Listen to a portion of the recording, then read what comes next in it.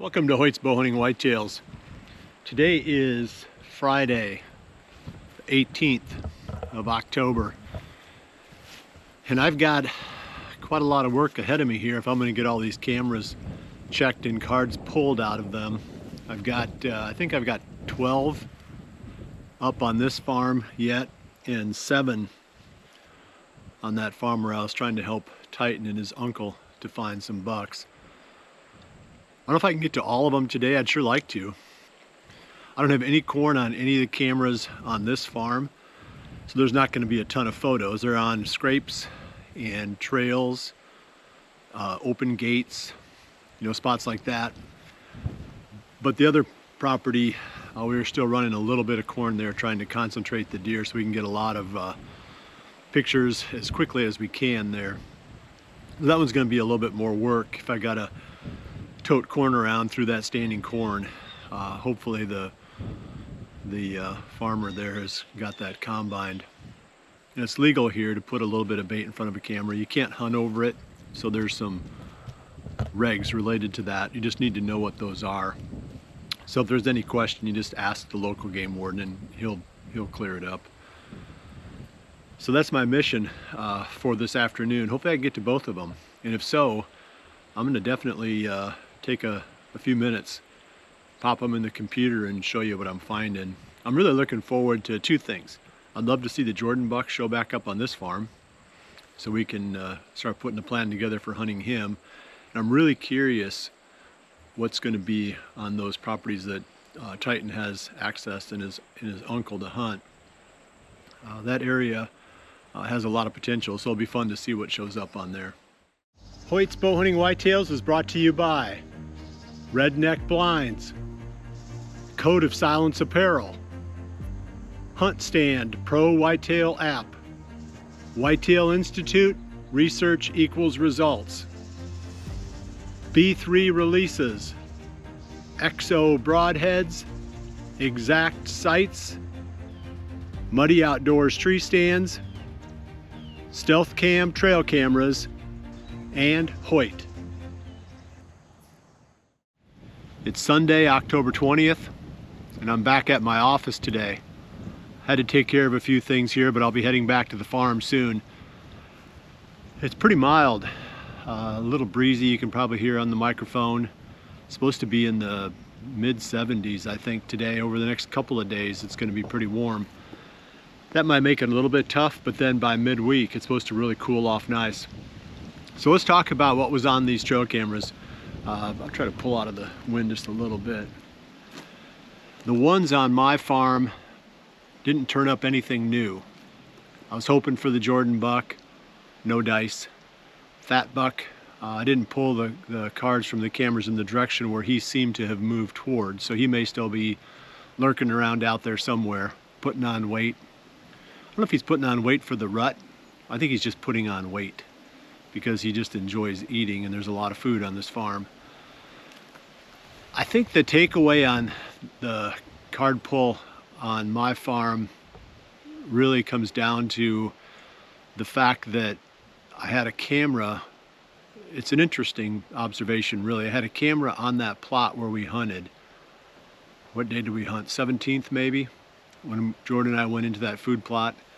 Whatever that date was, that day I had almost no photos on a camera that was in the back corner of that food plot. And if you remember right, we had 1, 2, 3, 4 bucks and at least 2, maybe 3 does come out into that plot. And that camera picked up a total of like 3 photos. Not much to show for it. Some of those deer snuck by behind the camera. We saw that even through the video. But still, the thing that really got me was, had I not been there, I never would have believed that there was that much activity there. I would have assumed that there wasn't much going on. So that also means that some of the bucks that we're looking for, unless we've got the camera sitting on a pile of bait or maybe a really hot scrape, we just may not be picking them up on the cameras. It's tempting to put too much faith in what we find and on the cameras, and not enough thought on maybe the fact that some of these bucks that we're hunting might be here. They're just not coming to the cameras, or it's just not somewhere that's in their normal pattern, but they're still here. That's kind of what I think the deal is on that Jordan buck. I think he's on a corner of the farm that I haven't been into yet. I'm not going to go into it until maybe this coming weekend, and that means almost a week from right now. I want the conditions to be right. I don't want to go in there blundering around and mess it up, because if he is fringing off the farm, I don't want to push him further out. I want him to be comfortable here for as long as possible, and then when the conditions are good, make some smart, well-timed hunts. So in other words, the cameras are useful, very important, but they aren't the gospel. You still need to get out and do some hunting and probably some traditional scouting just to figure out what's going on your properties. So let's jump now to the farms that Titan's family owns and what we found there. Overall, I was really impressed. I knew that area was good because, like I said, I hunted the lease that bordered one of those farms for a couple of years, and there were quite a few deer, quite a few bucks, and I shot some nice bucks there. So I wasn't really surprised. I shouldn't say that. I expected there'd be bucks. I was surprised at how many showed up on these cameras. Nothing gigantic, but a lot of really nice young bucks. There were 2 older deer that if I owned those properties, those would be the only 2 targets. It'd be really tempting to go after some of these other ones, and you know, I'm sure that the family will figure that out for themselves. They don't need me telling them what to do. They can figure it out. But a lot of the bucks were really nice up-and-comers with 2 old ones. And those 2 older ones didn't have big antlers. They're kind of heavy, massive, a little bit short tined, you know, kind of blocky looking. Those are awesome bucks. You know, I was talking with Titan about it, and he was smart about it. He was very perceptive, and he picked up on the fact that, you know, sometimes you got to shoot those bucks. You know, it's not just always the bucks with the best antlers that you need to get after. But there again is that, see his body shape and his head. It just looks like a slug. Just thick. And that's that forked one. And then that other one didn't have a fork. It was down on the levee. But see, look at his body again. He just, you know, he just looks like a high school senior compared to a high school freshman. Are they the dominant bucks then? Or an 8th grader. Yeah, usually. By age, not by antler size? Yeah. Usually, and the other thing that's interesting is it's their personalities too. Like, you know, some kids are just mean. You know, whether they grew up mean or they just became mean, who knows? But it's not always the biggest ones. A lot of times it's just determined by their personalities and their attitude, you know. A lot of times it's not the ones with the biggest antlers. That's why I always shoot those old ones that don't have big antlers, because they push them out. They've pushed the other bucks out. So then the deer that really have nice genetics, they get run off onto the neighbors by that buck all the time. Yeah.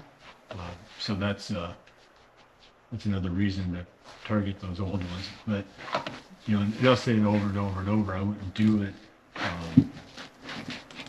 really until you get some experience. But this buck here is kind of cool. Remember this spot? So that's over here is where that 8-acre field is.